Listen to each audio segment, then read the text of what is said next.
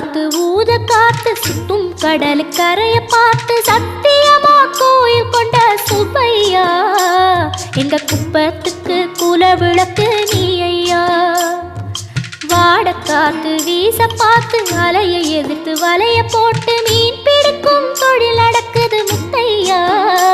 கரை மீண்டு வர காவல் உந்தன் வேலையா. திருச்செந்தூர் ஆண்டவனே வேல் முருகா தினம் உனக்கு நன்றி சொல்வோம் மால் மருகா. திருவடியில் தவம் இருப்போம் திருமுருகா தீப்பெழுது நலமெனவே வடிவழகா.